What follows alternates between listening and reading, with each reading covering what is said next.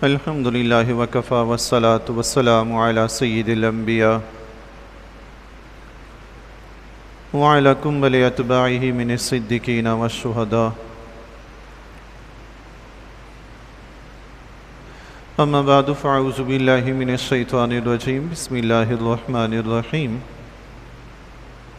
وَلَنَبْلُوَنَّكُمْ بِشَيْءٍ مِّنَ الْخَوْفِ وَالْجُوعِ وَنَقْصٍ مِّنَ الْأَمْوَالِ وَالْأَنفُسِ وَالثَّمَرَاتِ وَبَشِّرِ الصَّابِرِينَ.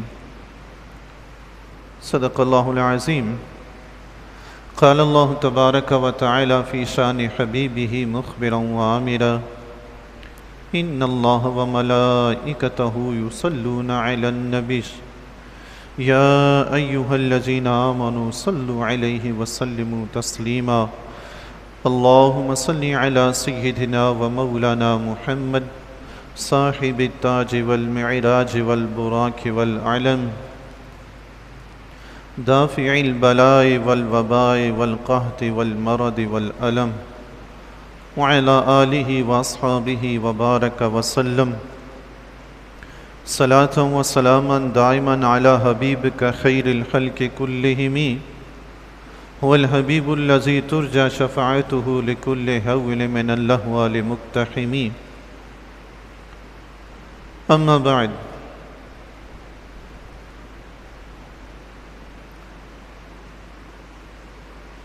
الحمدللہ اللہ کے فضل و کرم سے اللہ کے پیاروں بندوں کا ذکر خیر کرنے کی توفیق نصیب ہوتی ہے. یہ اس کے فضل سے ہمارے لیے باعث سعادت ہے کہ ہم اس کے پیارے بندوں کو محبت سے یاد کرتے ہیں. یاد سبھی کرتے ہیں، لیکن یاد کرنے کے انداز اپنے اپنے مختلف طریقہ ہوتا ہے. کوئی محبت سے یاد کرتا ہے تو کوئی دشمنی سے یاد کرتا ہے. ہمیں اللہ نے یہ سعادت بخشی ہے اپنے فضل سے کہ اس کے پیاروں کا ذکر پیار سے ہی کرتے ہیں، محبت سے ہی کرتے ہیں. حضرت امام حسین رضی اللہ تعالیٰ عنہ سید الشہداء، 10 محرم الحرام آپ کا یوم شہادت تمام عالم اسلام میں منایا جاتا ہے. آپ رضی اللہ تعالیٰ عنہ کا ذکر خیر ہوتا ہے. عموماً شب عاشور ہی واقعہ کربلا وغیرہ تمام بیان کر دیا جاتا ہے، لیکن یہ واقعات اتنے لمبے چوڑے ہیں اور طویل ہیں کہ یہ 1-2 بیان یا 3-4 میں مکمل ہونے والے نہیں ہیں. بہرحال علماء کرام پھر بھی کوشش کرتے ہیں کہ کچھ نہ کچھ باتیں اپنے مسلمان بھائیوں تک پہنچائیں تاکہ ہمارے بھائی ان واقعات سے کچھ نہ کچھ آگاہ ضرور رہیں، ورنہ یہ واقعات اتنے طویل ہیں کہ پورا مہینہ اگر علماء کرام ان پہ بیان کرتے رہیں تو وہ پورا مہینہ بھی چلتا رہے، سلسلہ بات ختم نہیں ہوگی. آج بھی میں اسی حوالے سے چند باتیں آپ کے گوش گزار کروں گا. 10 محرم الحرام کو معرکہ کربلا ہوا. حضرت امام حسین رضی اللہ تعالیٰ عنہ کا سارا خاندان شہید ہوتا ہے. آخر میں حضرت امام علی مقام حضرت امام حسین رضی اللہ تعالیٰ عنہ میدان جنگ میں نکلتے ہیں. یہ کون حسین ہیں؟ وہ حسین جنہیں آقا دو جہاں صلی اللہ تعالیٰ علیہ وآلہ وسلم اپنا بیٹا فرمایا کرتے تھے. یہ وہ حسین ہیں جو علی اور مرتضیٰ کے بیٹے اور فرزند ہیں، فاطمہ کے لخت جگر ہیں. وہ علی جنہیں آقا دو جہاں صلی اللہ تعالیٰ علیہ وآلہ وسلم نے اسد اللہ کا لقب عطا فرمایا تھا. حسین اس اسد اللہ کے بیٹے ہیں، یعنی اللہ کے شیر کے بیٹے ہیں. میدان جنگ میں نکلیں تو کیسے ہو سکتا ہے کہ کوئی آپ کے سامنے ٹھہر سکے؟ اللہ کے فضل و کرم سے امام حسین نے تنہا لشکر یزید کو شکست دے ڈالتے، مگر وقت جو ہوتا ہے اللہ کی طرف سے جو مقدر وہ پورا ہو کر رہتا ہے. امام حسین رضی اللہ تعالیٰ عنہ پر وہ لوگ غلبہ ایسے تو نہیں پا سکے. آپ رضی اللہ تعالیٰ عنہ نے نماز کے لیے سجدے میں سر جھکایا تو ان یزیدیوں نے آپ کو اس وقت شہید کیا. جب تک آپ لڑتے رہے تو کوئی آپ کو شہید نہیں کر سکا. 20,000 کا لشکر ہے، مختلف روایات ہیں. بہرحال 20,000 کا لشکر نہ صحیح 1,000 کا ہی لشکر ہو تو سامنے ایک امام حسین ہے، 1,000 سے ایک کا کیا مقابلہ ہے، لیکن اس کے باوجود بھی امام حسین میدان کربلا میں ڈٹے ہوئے ہیں۔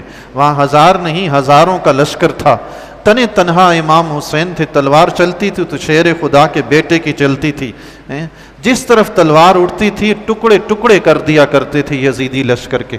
اللہ اللہ۔ امام حسین رضی اللہ تعالیٰ عنہ کو شہید کرنے کے بعد ابن سعد نے حضرت امام حسین رضی اللہ تعالیٰ عنہ کا سر انور بھی ان یزیدیوں کو آپ کو شہید کرنے کے بعد بھی چین نہیں آیا۔ شیطانیت جب انسان پر سوار ہوتی ہے تو اس کو جہنم کے آخری گڑھے تک پہنچا کر ہی چھوڑتی ہے۔ ایسا کام نہیں کہ تھوڑا سا گناہ کیا جہنم میں سزا تھوڑی کم ہو جائے، نہیں، شیطان کہتا ہے کہ گناہ اتنا کرو کہ تاکہ جہنم میں تمہیں سزا بھی وہ ملے جو کسی دوسرے کو نہ ملی ہو۔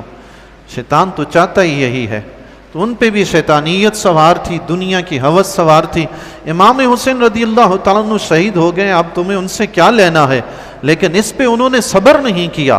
امام حسین رضی اللہ تعالیٰ عنہ کا سر مبارک تن اقدس سے جدا کیا، پھر بھی چین نہیں آیا۔ آپ رضی اللہ تعالیٰ عنہ کے سارے کپڑے اتار دیے، پھر بھی چین نہیں آیا۔ آپ رضی اللہ تعالیٰ عنہ پر گھوڑے دوڑا کر آپ کے جسم کو چکنا چور کیا گیا۔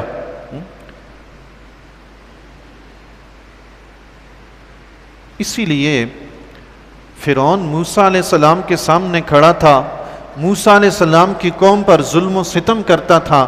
آج جو حکمران بھی ظالم نظر آتا ہے لوگ اسے وقت کا فرعون کہتے ہیں۔ یزید نے اور یزید کے لشکر نے حضرت امام حسین رضی اللہ تعالیٰ عنہ اور آپ کی آل پر ظلم و ستم ڈھائے، تو آج جو بھی حکمران ظلم و ستم کرتا ہوا نظر آتا ہے لوگ اسے یزید اور اس کے کام کو یزیدیت کہتے ہیں۔ یزید اور فرعون دونوں ایسے نام ہیں جو وقتاً فوقتاً عوام اپنے حکمرانوں کو دیتی رہتی ہے، یہ لقب ملتا رہتا ہے۔ ابن سعد نے حضرت امام حسین رضی اللہ تعالیٰ کا سر اقدس ابن زیاد کے پاس بھیج دیا۔ جب حضرت امام حسین رضی اللہ تعالیٰ کا سر اقدس ابن زیاد کے پاس پہنچا، اس نے ایک تشت میں ایک بڑے تھال میں سر رکھا اور حضرت امام حسین رضی اللہ تعالیٰ کے ہونٹوں پہ اور دندان مبارک پہ چھڑی سے مارنے لگا اور شرارتیں کرنے لگا۔ وہاں پہ صحابی رسول حضرت زید بن ارقم رضی اللہ تعالیٰ عنہ موجود تھے۔ وہ زید بن ارقم رضی اللہ تعالیٰ عنہ جنہوں نے اپنی آنکھوں سے دیکھا تھا امام حسین کبھی حضور علیہ الصلوۃ والسلام کے کندھے پہ سوار ہوتے ہیں، کبھی حضور کے پہلو میں بیٹھے ہوتے ہیں، کبھی حضور کی پشت پر سوار ہو جاتے ہیں، کبھی حضور علیہ الصلوۃ والسلام کے ساتھ مدینے کی گلیوں میں ہوتے ہیں، کبھی فاطمہ زہرا کے گھر میں ہوتے ہیں۔ آقا دو جہاں صلی اللہ تعالیٰ علیہ وآلہ وسلم کو آقا دو جہاں صلی اللہ تعالیٰ علیہ وآلہ وسلم امام حسین کو گود میں اٹھاتے ہیں، چومتے ہیں، ہونٹوں پہ بوسے دیتے ہیں، دانتوں پہ بوسے دیتے ہیں۔ زید بن ارقم رضی اللہ تعالیٰ عنہ جب ابن زیاد ملعون کی یہ حرکت دیکھتے ہیں تو چلا اٹھتے ہیں، فرماتے ہیں اور خدا کے بندے اپنی چھڑی کو ان ہونٹوں سے ہٹا دے، میں نے بارہا آقا دو جہاں صلی اللہ تعالیٰ علیہ وآلہ وسلم کو دیکھا ہے، ہمارے آقا ان لبوں پہ بوسے دیا کرتے تھے، اپنی چھڑی کو ہٹا دے۔ ابن زیاد سے یہ گستاخی برداشت نہ ہوئی۔ زید بن ارقم رضی اللہ تعالیٰ عنہ بوڑھے ہو چکے تھے، ضعیف العمر تھے۔ اس مردود نے کہا اگر تم بڈھے نہ ہوتے تو میں تمہارا کام ابھی تمام کر دیتا۔ زید بن ارقم رضی اللہ تعالیٰ عنہ وہاں سے یہ کہتے ہوئے اٹھے، فرمایا ایک غلام نے غلام کو حاکم بنا دیا ہے، جس نے عزت داروں کو ذلیل و رسوا کر دیا، عزت داروں کو رسوا کر دیا، اور جو عزت دار نہیں تھے انہیں اپنے غلام بنا لیا ہے۔ یزید بھی غلام تھا، ابن زیاد بھی غلام تھا، مالک تو حسین تھے نا، سردار تو حسین تھے، جو سردار ابن سردار تھے۔ اللہ اکبر۔ زید بن ارقم رضی اللہ تعالیٰ نے فرمایا جو لوگ اپنے لیے ذلت و رسوائی خرید لیتے ہیں، جو لوگ اپنے لیے ذلت و رسوائی گوارا کر لیتے ہیں، ان پہ اللہ کی مار پڑے، یہ کہہ کر آپ وہاں سے اٹھ کے تشریف لے گئے۔ اللہ دیکھیں جی، صحابہ کرام رضی اللہ تعالیٰ عنہم حق گوئی سے نہیں رکتے، طاقت ہے یا نہیں ہے، حق بات کہنے سے نہیں گھبراتے، کہہ دیتے ہیں۔ ابن زیاد نے کوفہ کی جامع مسجد میں اجتماع اکٹھا کیا، لوگوں کو بلایا، حضرت امام حسین رضی اللہ تعالیٰ کا سر اقدس لے کر گیا، کوفہ کی مسجد میں ممبر پہ کھڑے ہو کر لوگوں کے سامنے خطبہ کہتا ہے، اور اس کی آپ گفتگو تو سنیں۔ ممبر پہ خطبہ حضرات تھوڑے سخت الفاظ اگر استعمال کرتے ہیں ایسے لوگوں کے لیے، تو کچھ سامعین ایسے ہوتے ہیں جن کو گراں گزرتے ہیں، حالانکہ گراں گزرنے نہیں چاہیے، ان لوگوں کی حرکتیں ہی ایسی تھیں، ان کے کام ہی ایسے تھے۔ حضرت امام حسین رضی اللہ تعالیٰ کا سر اقدس مسجد میں لے کر گیا، عوام کے سامنے، کوفیوں کے سامنے کھڑے ہو کر اعلان کرتا ہے، اس خدا کا شکر ہے جس نے امیر المومنین یزید بن معاویہ کو فتح عطا فرمائی۔ آگے اس نے کیا کہا، اور کہتا ہے کذاب ابن کذاب کو اللہ نے رسوا کیا، نعوذ باللہ من ذالک۔ وہاں آل بیت کا ایک محب بیٹھا ہوا تھا، آنکھوں سے نابینا تھا، سارا دن وہ مسجد میں رہتے تھے، عبداللہ بن عفیف رضی اللہ تعالیٰ، سارا دن مسجد میں بیٹھے رہتے تھے، آنکھوں کی روشنی نہیں ہے، اللہ کے ذکر و اذکار میں سارا دن مسجد میں گزرتا ہے۔ ابن زیاد کی جب یہ مردود کی جب یہ بیہودہ گفتگو سنی تو کھڑے ہو گئے، صبر نہ ہوا، چلا اٹھے، فرمایا او مردود ابن مرجانہ، تو انہیں کذاب کہتا ہے، تو کذاب ہے، تیرا باپ کذاب ہے، جس نے تجھے حاکم بنایا وہ بھی کذاب ہے، حسین سچے ہیں، حسین کا باپ بھی سچا ہے، حسین کا نانا بھی سچا ہے۔ اللہ اکبر۔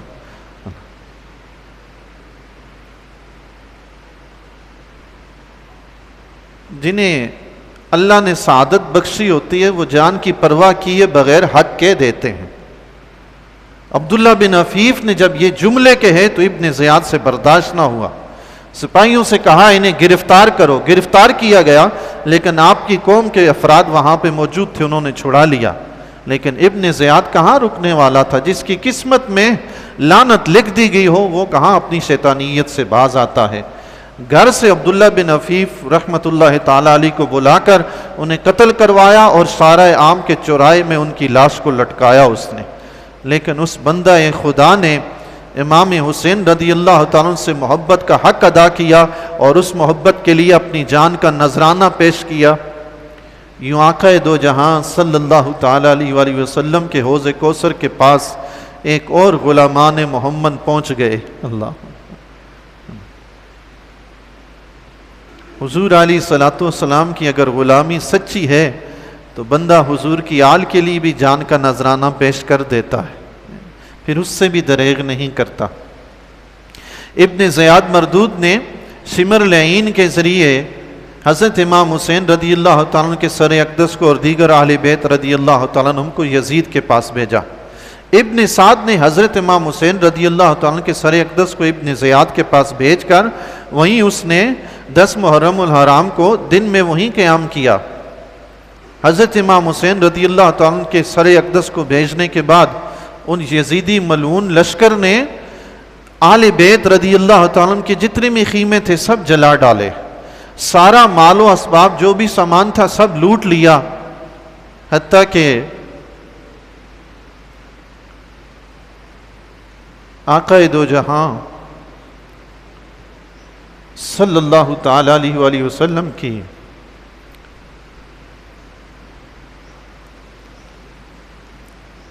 درود شریف پڑھی، اللہم صلی علی محمد وعلی آل سیدنا محمد وعلی وسلم۔ سامان بھی لوٹا، خیمے میں جلائے، سب مردوں کو شہید کر دیا، پیاس پھر بھی نہیں بجھی۔ آقا دو جہاں صلی اللہ تعالی علیہ وآلہ وسلم کی شہزادیاں ہیں، ان کے سروں سے چادریں بھی اتار لی۔ اللہ، کیسے مردود لوگ تھے جی۔ تاریخ میں اگر کوئی ایک لکھے گا بات، کوئی ایک جھوٹ لکھے گا نا، سارے کے سارے مورخین کیا جھوٹ ہی لکھتے آئے ہیں؟ بات مختصر سی ہے، فیصلہ مختصر سا ہے، حرف آخر ہے، جسے یزید پیارا ہے دعا کیا کرے کہ میدان محشر میں اس کا حشر یزید کے ساتھ ہو۔ ہمیں تو حسین پیارے ہیں، آل حسین پیاری ہے، ہماری دعا ہے اللہ قیامت کے دن ہمارا حشر حسین کے ساتھ کرے۔ اللہ ابن سعد مرعون نے یہ کارنامہ سر انجام دینے کے بعد اگلے دن آقا دو جہاں صلی اللہ تعالی علیہ وآلہ وسلم کی شہزادیوں کو، آل بیت کو قیدی بنا کر ابن زیاد کے پاس لے کر آیا۔ اللہ اکبر۔ وہ جو دنیا کے سردار تھے، دنیا داروں نے انہیں قیدی بنا دیا۔ اللہ رب کی قدرت ہے جی، جس پروردگار نے انہیں ہمیشہ ہمیشہ کے لیے سرداری دی ہے، اس کے لیے دنیا کوئی چیز نہیں ہے اس کے سامنے۔ اس پروردگار نے تو انہیں جنت کا سردار بنایا ہے۔ دنیا جاتی ہے تو جائے، کیا چیز ہے دنیا؟ دنیا مردار ہے، یہ مردار لوگوں کا حصہ ہے، اللہ والوں اس سے کچھ نہیں لیتے۔ ابن زیاد کے پاس آل بیت رضی اللہ تعالیٰ عنہ کے اسیران پہنچے۔ ابن زیاد ملعون نے کوفہ کی مسجد میں خطبہ دینے کے بعد حضرت امام حسین رضی اللہ تعالیٰ عنہ کے سر اقدس کو کوفہ کے بازاروں میں پھروایا گھمایا تاکہ لوگ اس سے عبرت حاصل کریں، یہ لوگوں کو پتہ چلے کہ میں کوئی بہت بڑا طاقتور انسان ہوں، میرا مقابلہ کوئی نہیں کر سکتا۔ دنیا میں اور بھی کئی ایسے آئے تھے جو خود کو خدا سمجھتے تھے، مٹی میں ان کا نام و نشان مٹ گیا ہے۔ ابن زیاد کیا چیز ہے؟ حضرت امام حسین رضی اللہ تعالیٰ کا سر اقدس، دیگر اسیران آل بیت رضی اللہ تعالیٰ عنہم، سب کو ابن زیاد نے شمر لعین کے ذریعے یزید کے پاس بھیجا۔ کوفہ سے دمشق کا سفر ہوا۔ اللہ اللہ، وہ شہزادیاں جو گھروں میں پردے میں رہا کرتی تھی، حضرت فاطمہ الزہرا رضی اللہ تعالیٰ عنہ کی بیٹیاں ہیں، ان کے پردے کے بارے میں آپ کیا سوچتے ہیں؟ حضرت فاطمہ الزہرا رضی اللہ تعالیٰ عنہ کی ذات اقدس وہ ہے، آقا دو جہاں صلی اللہ تعالیٰ علیہ وآلہ وسلم نے پوچھا بیٹی عورت کے لیے سب سے اچھی چیز کیا ہے؟ فرمایا عورت کے لیے سب سے اچھی چیز یہ ہے نہ وہ کسی غیر مرد کو دیکھے نہ کوئی غیر مرد اسے دیکھے۔ اللہ، یہ ہے وہ۔ آپ کا وصال بھی ہوتا ہے تو فرماتی ہیں میرا جنازہ رات کی تاریکی میں اٹھانا ہے، اندھیرے میں، تاکہ کوئی میرے جسم کو دیکھ کر اندازہ نہ لگائے کہ میرا بدن کیسا تھا۔ اللہ اللہ، ان کی شہزادیاں ہیں، وہ پردے میں کوئی کمی کرتی ہوں گی؟ گھروں میں بپردہ رہنے والی خواتین، آقا دو جہاں صلی اللہ تعالی علیہ وآلہ وسلم کی شہزادیاں قیدی بنائی ہوئے اونٹوں پہ ننگی پشت پر، اونٹ کی ننگی پشت پر سوار ہیں اور قیدیوں کی طرح قیدی بنائی ہوئی ہیں، دمشق کی طرف روانہ ہے، سفر ہو رہا ہے۔ اللہ اللہ، راستے میں انہوں نے ایک گرجا گھر کے پاس پڑاؤ کیا رات گزارنے کے لیے۔ خدا کی قدرت ہے،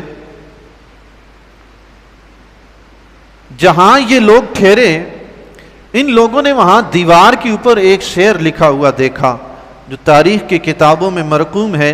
لکھا ہوا تھا اترجو امت قتلت حسینا شفاعت جدہ یوم الحساب، وہ لوگ جنہوں نے حسین کو قتل کیا کیا وہ قیامت کے دن حسین کے نانا سے شفاعت کی امید رکھتے ہیں؟ اللہ اللہ، ان لوگوں نے جب شعر پڑھا، یزیدیوں نے جب شعر پڑھا تو وہاں جو گرجا گھر میں راہب تھا اس سے پوچھا یہ شعر کس نے لکھا ہے؟ تو اس راہب نے کہا مجھے یہ تو نہیں پتا لکھا کس نے ہے، البتہ یہ بتا سکتا ہوں کہ لکھا کب ہے۔ انہوں نے پوچھا کب لکھا گیا؟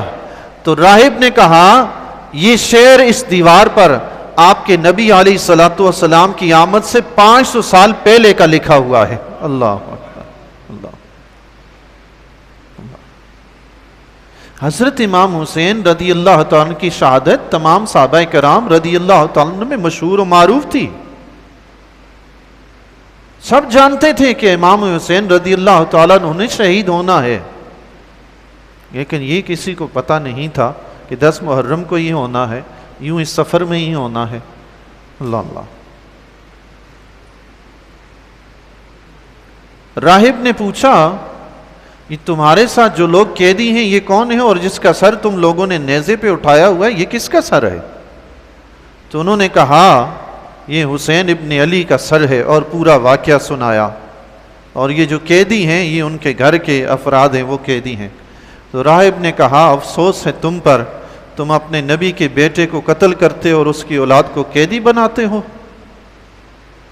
اس کا دل بھر آیا، اس نے حضرت امام حسین رضی اللہ تعالیٰ کے سر اقدس کو لینے کی فرمائش کی کہ آج رات تم یہاں ٹھہرے ہو، یہ سر اقدس مجھے دے دو تاکہ آج رات یہ میرے گھر میں رہے، میرے کمرے میں رہے۔ 10,000 درہم دے کر اس راہب نے حضرت امام حسین رضی اللہ تعالیٰ کا سر اقدس اپنے پاس رات گزارنے کے لیے رکھا، 10,000 درہم دے کر۔ جو آل بیت کی قدر جانتے ہیں وہ یوں کام کرتے ہیں۔ 10,000 درہم لے کر حضرت امام حسین رضی اللہ تعالیٰ کا سر اقدس اس راہب کے حوالے کر دیا گیا۔ راہب نے سر اقدس لیا، ایک تشت میں رکھا، پانی سے چہرہ انور کو دھویا، بالوں کو دھویا، چہرے سے گرد و غبار خون کو صاف کرنے کے بعد عطر اور خوشبو وغیرہ لگا کر ایک تھال میں رکھ کر سامنے بیٹھ کر زیارت کرنے لگا۔ اللہ،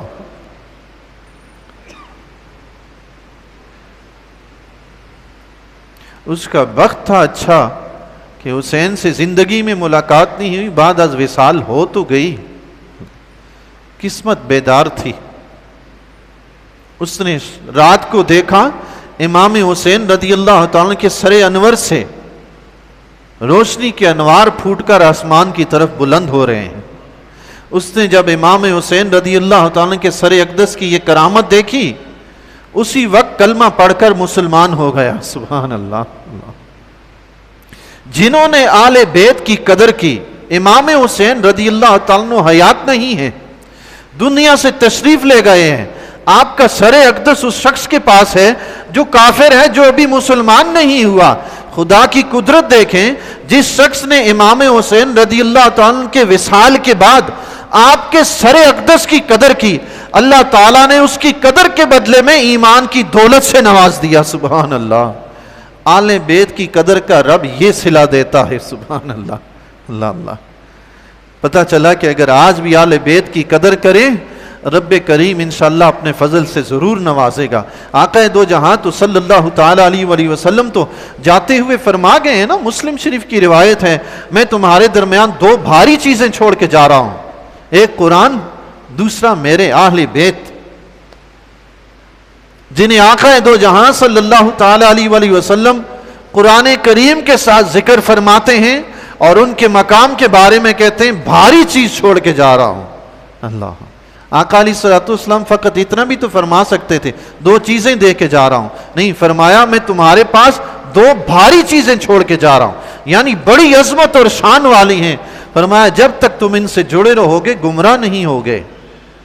آل بیت کی محبت، آل بیت سے محبت، آل بیت کے ساتھ حسن سلوک، ان کے پاس اٹھنا بیٹھنا، ان سے رسم و راہ رکھنا، یہ تو ہدایت کی نشانی ہے۔ اللہ اکبر۔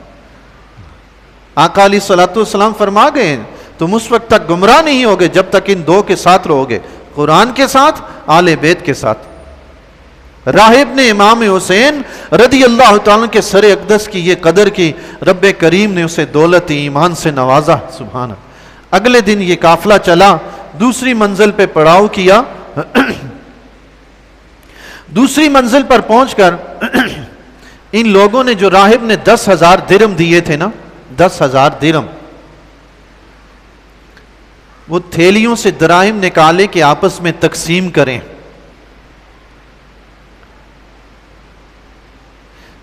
اللہ کی قدرت آپ دیکھیں، راہب نے تھیلیوں میں جو درہم بھر کر دیے تھے، جب انہوں نے تقسیم کرنے کے لیے نکالے، وہ درہم نہیں بلکہ ٹھیکریاں بن چکے تھے۔ اللہ، درہم ٹھیکریاں بن چکے تھے، اور مٹی کی ان ٹھیکریوں پر ایک طرف قرآن کریم کی یہ آیت مبارکہ لکھی ہوئی تھی، وَلَا تَحْسَبَنَّ اللَّهَ غَافِلًا عَمَّا يَعْمَلُ الظَّالِمُونَ، ظالم جو کچھ کرتے ہیں وہ اللہ کو اس سے غافل مت سمجھیں۔ ایسا مت سمجھے کہ رب کو پتہ ہی نہیں ہے، رب اس کا انتقام نہیں لے گا، رب اس کا حساب کتاب نہیں لے گا۔ ظالم ایسا مت سوچیں۔ اور ٹھیکری کی دوسری طرف لکھا ہوا تھا وَسَيَعْلَمُ الَّذِينَ ظَلَمُوا أَيَّ مُنْقَلِبٍ يَنْقَلَبُونَ، ظالم ان قریب جان لیں گے کہ وہ کس کروٹ پلٹا کھائیں گے۔ اللہ اکبر۔ یہ دنیا میں ان کے لیے رب کی طرف سے ایک عبرت کا تازیانہ تھا۔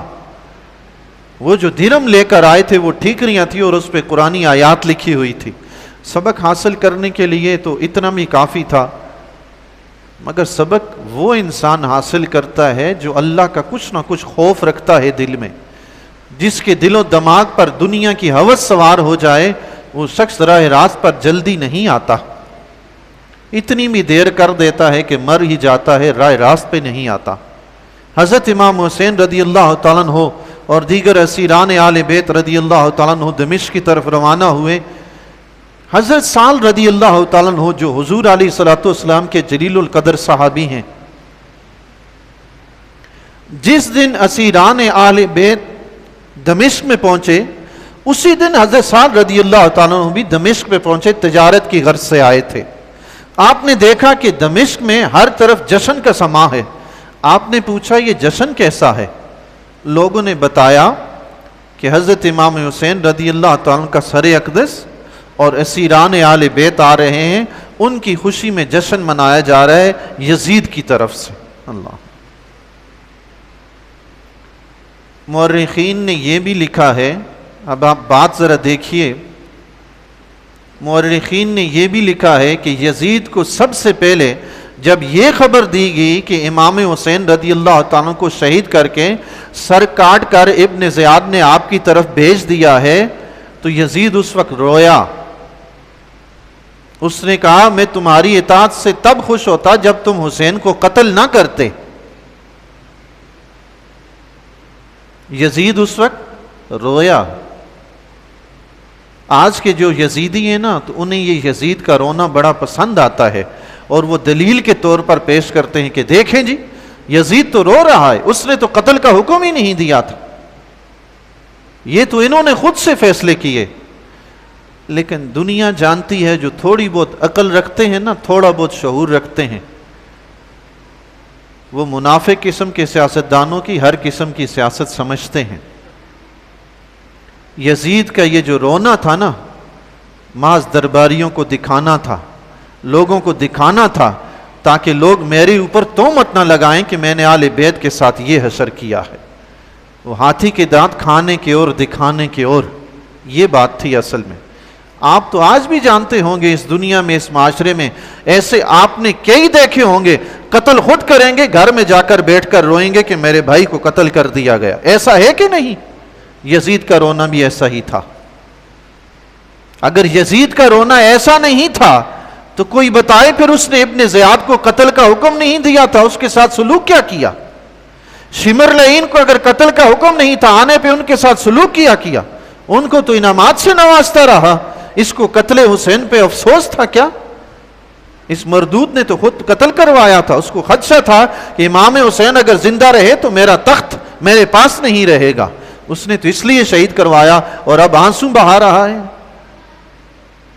امام حسین رضی اللہ تعالیٰ کا قافلہ، اسیران آل بیت کا قافلہ دمشق میں پہنچتا ہے۔ حضرت سعد رضی اللہ تعالیٰ نے پوچھتے ہیں مجھے بتاؤ وہ قافلہ کس طرف سے داخل ہوگا؟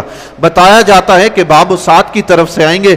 حضرت سعد رضی اللہ تعالیٰ نے دوڑتے ہوئے باب السعد تک پہنچتے ہیں، اسیران آل بیت سے ملاقات ہوتی ہے۔ دیکھتے ہیں کہ نیزے پہ سب سے اوپر اونچا ایک سر ہے جو آقا دو جہاں صلی اللہ تعالیٰ علیہ وآلہ وسلم کے سر اقدس سے ملتا جلتا ہے۔ اللہ اکبر۔ آپ نے دیکھا اور پہچان گئے کہ یہ تو حسین کا سر ہے، اور زاروں قطار رونے لگے۔ حضرت سعد رضی اللہ تعالیٰ عنہ زاروں قطار روئے۔ آل بیت میں سے کسی نے پوچھا کون ہو اور کیوں رو رہے ہو؟ حضرت سعد رضی اللہ تعالیٰ نے پوچھا آپ کون ہیں؟ انہوں نے فرمایا میں سکینہ بنت حسین ہوں۔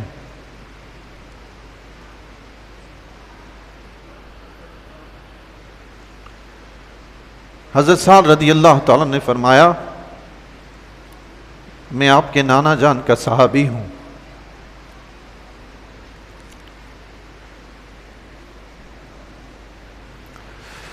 مورخین اتنی ساری باتیں پتہ نہیں جھوٹی ہی لکھتے رہے کیا؟ لوگوں کو یزید آج بھی پیارا ہے۔ آج تو دنیا میں انسانیت کا یہ عالم ہے کہ کسی عام شخص کی بیٹی کے ساتھ یہ سلوک ہو، ان کی بیٹیوں کے ساتھ، مستورات کے ساتھ، دنیا والے کھڑے ہو جاتے ہیں، یہ کیا کر دیا، وہ کیا کر دیا۔ آل بیت کے ساتھ یہ سلوک ہو رہا ہے اور یزید کے دل پہ اثر تک نہیں ہوا اور اس کے آنسو بہانے تمہیں یاد آ گئے۔ حضرت سکینہ رضی اللہ تعالیٰ عنہ نے نام بتایا تو حضرت سعد رضی اللہ تعالیٰ نے فرمایا میں آپ کے نانا جان کا صحابی ہوں، سہل میرا نام ہے، مجھ سے اگر کوئی کام ہو خدمت کا موقع دیں۔ ان نے فرمایا دیکھیں صبر و تحمل دیکھیں، اللہ اللہ یہ خاندان رسول ہی ایسا کر سکتا ہے جی۔ والد کا سر نیزے پہ ہے لیکن صبر دیکھیں، تحمل مزاجی دیکھیں، دینداری دیکھیں۔